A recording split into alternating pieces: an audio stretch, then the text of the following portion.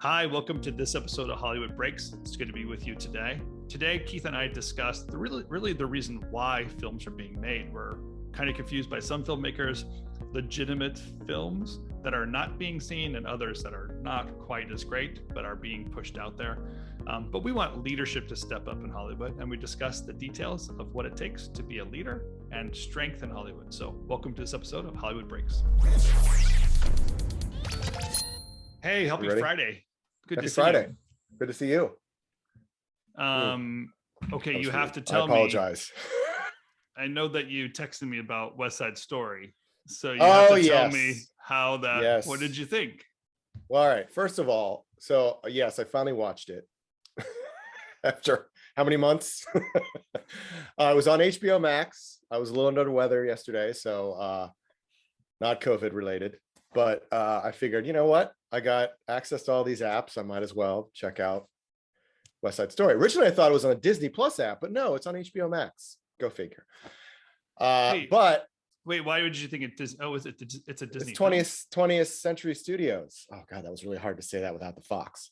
It's 20th Century Studios, which is owned by Disney. So and released on HBO Max. Wow. Well, it's probably because they have the output deals, whatever. Anyway, much like I was in your head when you went to the theatrical experience and you're like sitting there like, oh, it smells like popcorn. There's gum in my feet. You know, your whole thing about why was in my head while I'm sitting watching this movie, and I'm like, why did they make this thing? Right? There's no reason to remake this movie. There was no reason, none. Yeah. He added nothing. There's no new context. It doesn't give us insight into today's thinking because of yesterday's thinking.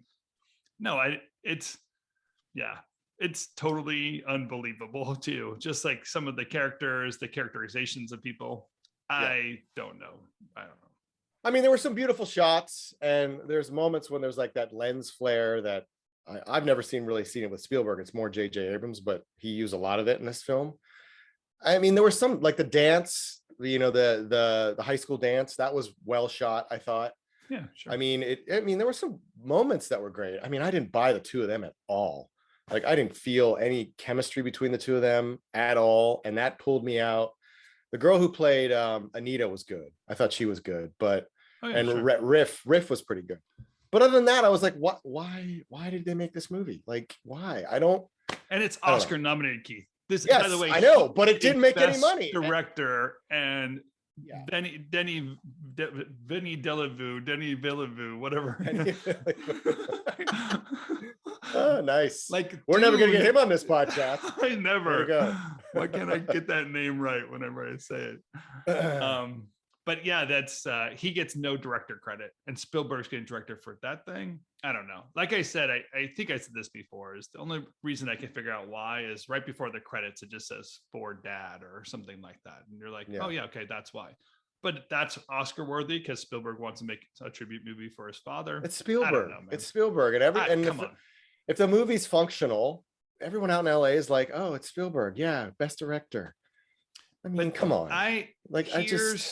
Well, let's just say like the residue has worn off for me. Like as you know, like I believe we're at the end of the blockbuster films. What Spielberg created is not what's driving us to the theaters anymore. There's too much distraction. There's too many other pieces of content available. Not Netflix, but other possible good items that we can watch on TV or other places.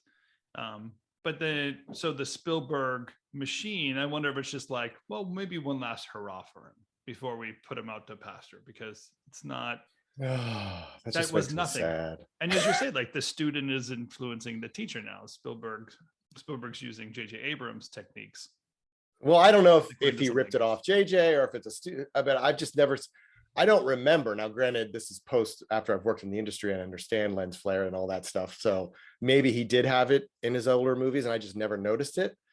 Like Super 8, which was basically a love letter to Spielberg, had a lot of lens flare. But I always thought that was just J.J. Abrams style because he used it constantly in Star Wars, and the tight close-ups, the quick close-ups is another J.J. Abrams trick.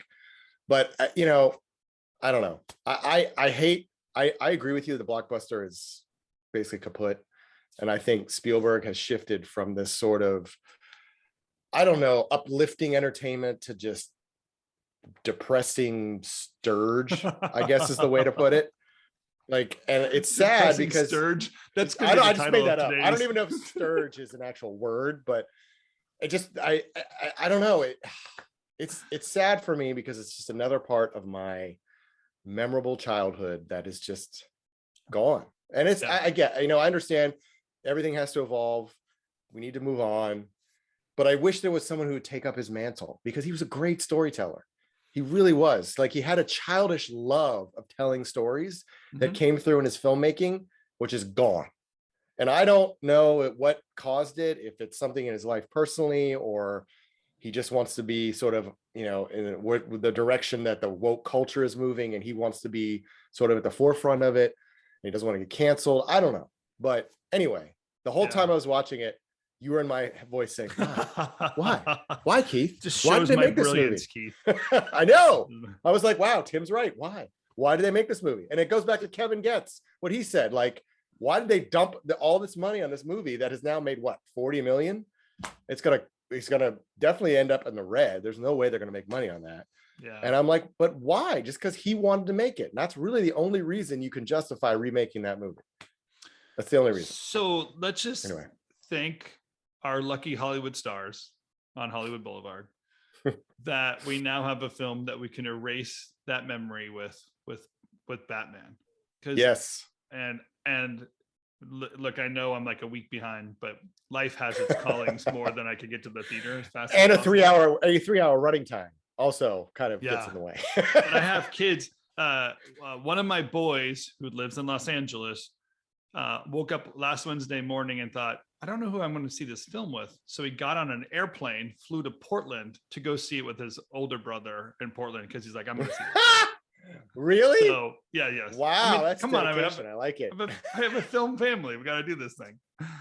That is dedication. I've never heard of someone flying to go see a movie with somebody. He wanted to see it. Why? He wanted to see it. Go by yourself. I used to do that all the time. Dude, I lived at the Grove. The Batman? Come on. You go on a Saturday. Hey, I saw cheer. Myself. Yeah, that's cheer. Come on. I would go to the Grove and I'd bounce between theaters, and that's just how I watched all my movies. But every now and then I'd call a buddy, but most of the time I went by myself. I was a midnight movie watcher. Like, that's like 11:30 at night, nothing to do. Cool, I'm just gonna watch a midnight movie. All right, there you go. But from what Seamus said, well, all my kids have said so far, is like, it's a pretty awesome film, and I'm heavily looking forward to it. I am too. I'm gonna try to go see it on Tuesday. I've kind of blocked my schedule. Told all my clients I'll call you back on Wednesday. But I'm looking forward to it. I'm a huge Batman fan. I remember standing in line in my theater at home to watch the first one with Michael Keaton, and I've loved most of them. Haven't loved all of them. The Joel Schumacher years were dark times. We'll just skip over those. But I have there's a high bar because I loved the Nolan movies, and I thought they really captured, especially The Dark Knight, really captured the essence of Batman. Now, I love Matt Reeves. I worked with him a little bit on the first Planet of the Apes, the remake. He's a great director, really likes to tell a compelling story. Some of the reviews I've read have said, like, it's almost like they don't really like the character of Batman, but they're telling a Batman movie. It's in a Batman movie, which happens. I mean, a lot of the times directors don't really like the characters they have to insert because it's a comic book movie. Right. But at the same time, I've heard really good things about it. I heard the action's great. I was talking to somebody today, as I mentioned in the pre-show, who's going to see it again. And I have not heard of that in a long time. And I asked him why, because obviously I was curious. And he said, well, the soundtrack is great and it sounds great in the theater. And the scenes are the kind of thing you have to see in the theater. Like, you will get a completely different experience if you just watch this on your 45, 50, 60, 70 foot screen, whatever. You're just going to get a completely different experience. So that was like, oh, okay. Maybe that's so exciting, because I am a believer in the theatrical experience. As am I. Want to absorb it as much as possible. Yes, and the trailer, as I said last week, talking to Corey, like, when my wife and I went to a theater and we watched a trailer for it. And when the trailer hit, I thought, holy cow, I can't wait to see this thing. It just, come on, it's 3 minutes of the film cut into a sequence. And I was already jazzed. So yeah, it's going to be great. And it's 130 million already, right? So yeah, we're around actually 130 million getting, opening weekend, which is great yeah. for theaters. Again, I would want it to be something other than a comic book movie, but anything that keeps the money flowing and keeps the theaters lights on, I'm all for that. But And I think it's comic book characters. But if we were to be critical, right? The Joker was not a comic book movie, even though it was a character from yeah, Batman. And this is obviously the it follow. was a love letter to Robert De Niro and Martin Yeah. Scorsese's and his gritty New York 70s movies. Yeah, and Joaquin Phoenix did something very, very different. I mean, he wins an Oscar for a comic book movie. I don't know. I get that it's a character, but I think this current vision and this current iteration is not what Ben Affleck's doing with Batman by any means. Like, we're actually doing something with character and culture, and the conversation that needs to take place. I mean, honestly, the why you're missing from West Side Story is showing up in these films. It's trying to make a commentary on what's happening today. Yeah, that's true. I mean, obviously they felt they had to reboot the Batman after the disaster of the last iteration, Zack Snyder's vision. So they knew they had to redo it. And I understand that, but if you tell a more compelling story, then yeah, I can kind of understand the why. And the comic, I don't want to completely poo on comic book movies, because I was a comic book geek as a kid. My cousin was a huge comic book geek and really got me into it. And I knew all these characters long before I got to LA. And there are some really rich stories and opportunities for backgrounds, and like all these villains, especially in the Marvel universe, have very complicated stories, and in the DC universe as well. And there's a richness to it. And I'm not necessarily saying that it's all bad, so I'm glad that they're introducing new voices, like a Matt Reeves. You never would have put him with a Batman. Yeah. So it's an inspired choice by Warner Brothers to sort of say, hey, why don't you come over? It's a very Marvel-like move, Feige-like move, to bring an unexpected director into the film. Now, whether or not he's actually a fan of Batman, that's to be seen. With Marvel, they always tried to hire fans of the franchise or fans of the character. Sure. So the mythology would be treated with respectfully versus Jean Favreau kind of influence on it was, hey, how do I turn this into a universe? He knew what he was unpacking. It's the world building that Tim was talking about a few weeks back. That's essentially what they're trying to. Now, they're not necessarily building a world, because they've got various Batmans and all this, Michael Keaton, and I guess Ben Affleck will be in the new Flash movie. So I don't know if Robert Pattinson's going to be in that. Who knows if Pattinson's going to do it again, because apparently he did not have the best experience on this one. So, I mean, who knows, but I'm excited that people are starting to go back to the movies. The same guy I was talking to said he tried to go opening weekend. They couldn't get in because the theater was sold out, and the only rows open were the two front rows. And this is like Eastern Pennsylvania, suburbs of Philadelphia, not New York or LA. So that in and of itself is a good sign. That means people are comfortable going back to the movies now. So hopefully that will inspire the studios to start releasing more back into the theaters. Although I understand this move that AMC is doing by they're doing a price adjustments for the premiere week too. So I think they're betting on the fact that mandates are being dropped. People are interested in it. Big films coming out soon. Maybe Maverick. maybe. Fingers crossed. Yeah, maybe. I think what AMC did now, what they did was they basically charged, I think, at $1 more the first 8 days of the movie. Listen, I'm all for them trying new things. This is something that the theaters are very slow to do. And depending on the split, I think the split was, Warner Bros. Was charging like 51% or 52% a fee of the total gross of whatever the theater takes in. So the theaters have to make up for it, like, because the movies aren't necessarily going direct to the theaters as much anymore, and there's a day and date into the streaming. They have to make money somehow, and this is a good first. I'm all for experimenting. Like, let's try different things, see what works.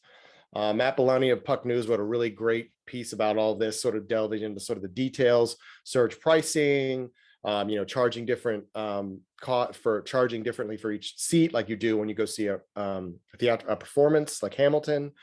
Little things like that, like try things differently. Let's see what works and what doesn't work. Now, would I prefer they focus more on the actual overall experience?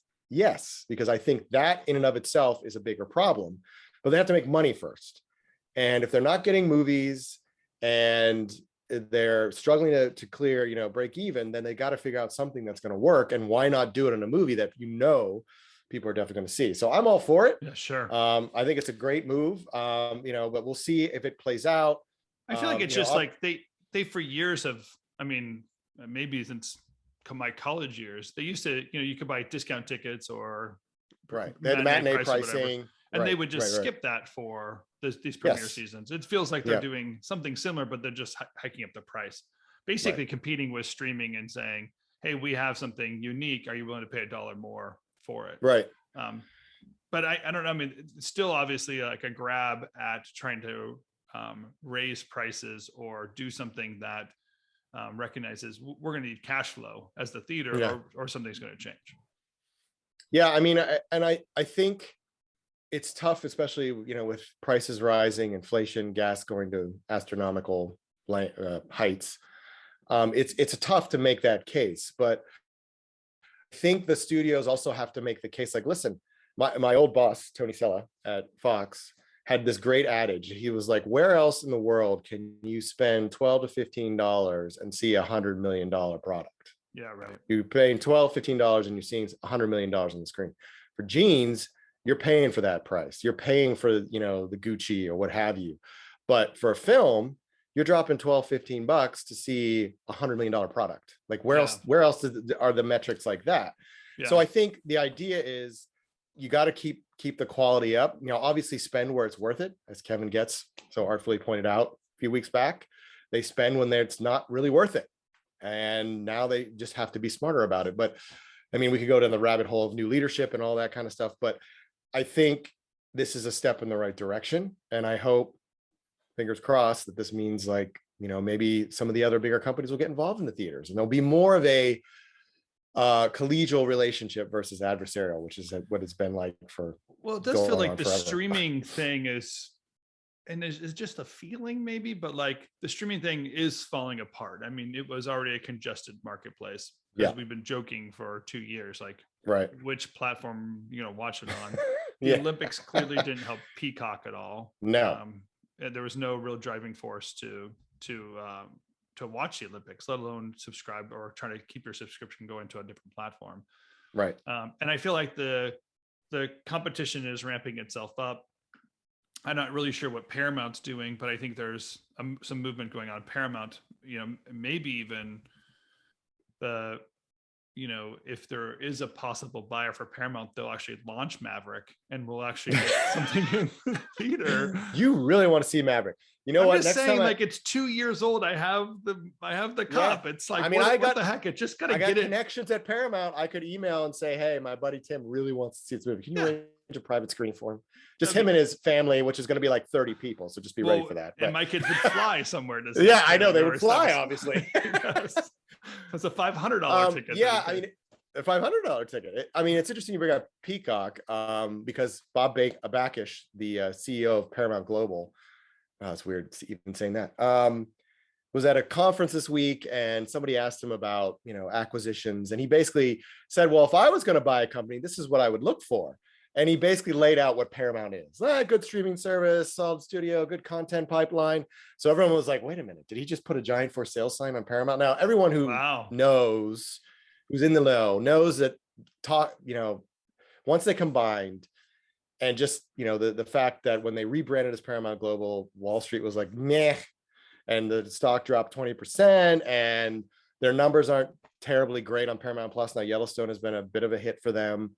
I think Sonic helped them a little bit, but it's interesting because you think about the Peacock experience, and Comcast is a much bigger company. They have a much bigger bottom line to spend on content. Comcast and Paramount Global have already started playing footsie with each other overseas, so it'll be interesting to see if that's what happens. And I mean, the whole reason that they made a lot of the changes at the studio they did at Paramount was because they wanted to boost streaming. Like Jim Giannopoulos was an old school theater guy. He's like, no, we're pushing, Maverick 2 months, 1 year, whatever it is. Yeah. And Sherry was like, oh, come on, dude. Like, you're killing me. Like, I got a streaming service. You gotta bust that, boost those numbers if I'm ever going to sell this beast. So, it'll be interesting to see, like, now it's sort of becoming more public conversation. Before it was more or less rumor. And this is still kind of rumor, but at the same time, the way Bob described the company that he would want to acquire, which is basically Paramount, was basically saying, come on, guys, we're good.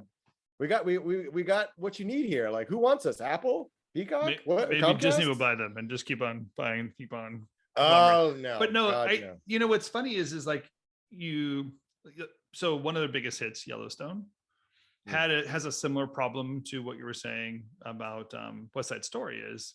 Right. You have it's created at Paramount but released on HBO Max or other platforms. I think I watch Yellowstone on Peacock. Yeah, they have the streaming rights. And so that's that doesn't make it's almost like incestuous that you can't really determine where these things are and how they're being distributed.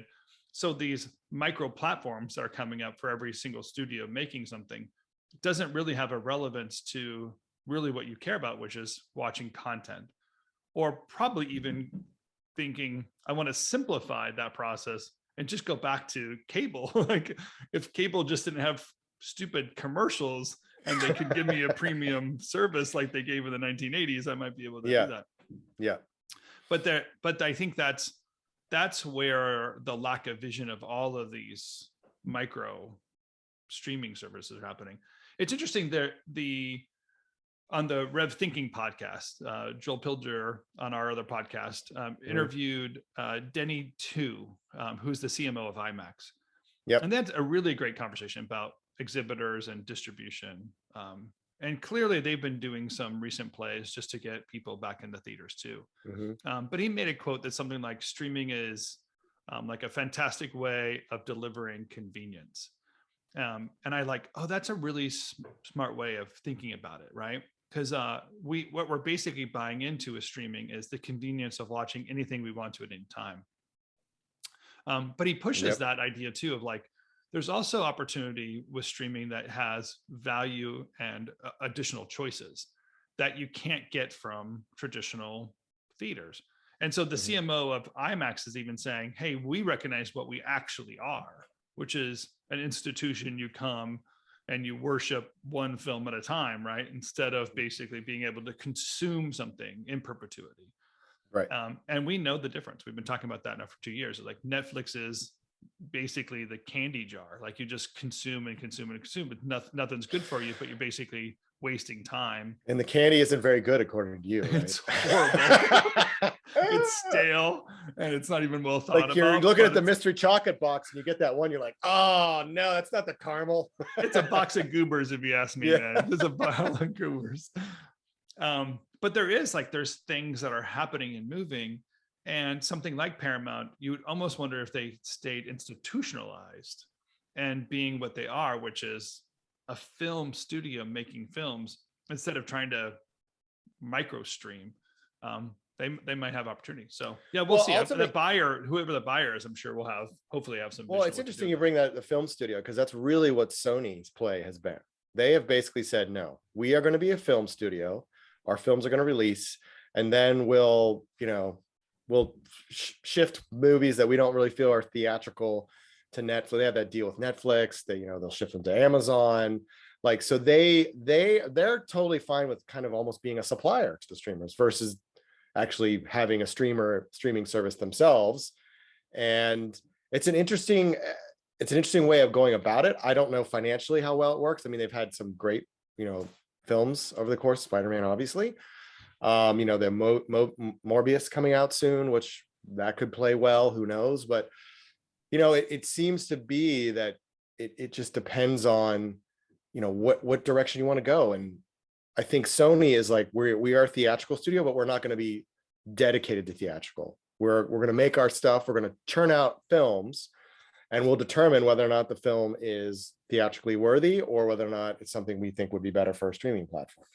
I mean, these are very difficult conversations to have with talent. I think there's something to be said for being more predictable. I think Universal is very clear about what's going to end up on streaming. And, if it doesn't work in the first couple of weeks, boom, it's going over to Peacock.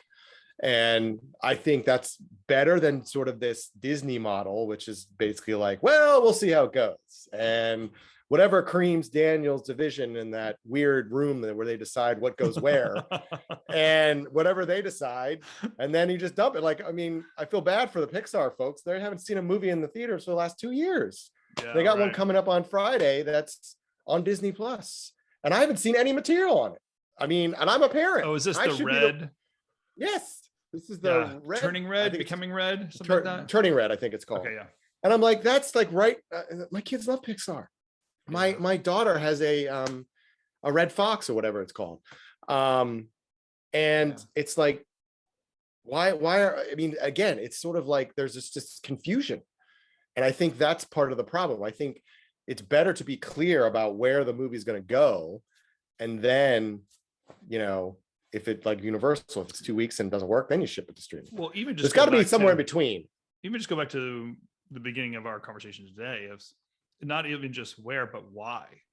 Like why? Who you are as an institution, who you are as a studio, who you are as a company has to know why you're doing what you're doing. Clearly, Disney was in distribution for decades before they launched their platform. Paramount, were they in distribution before that? Not really. I mean, they weren't making different exhibitors or distribution channels. They were simply a supplier that were being consumed by others. So to pivot and to try to do something more than your expertise seems kind of foolish.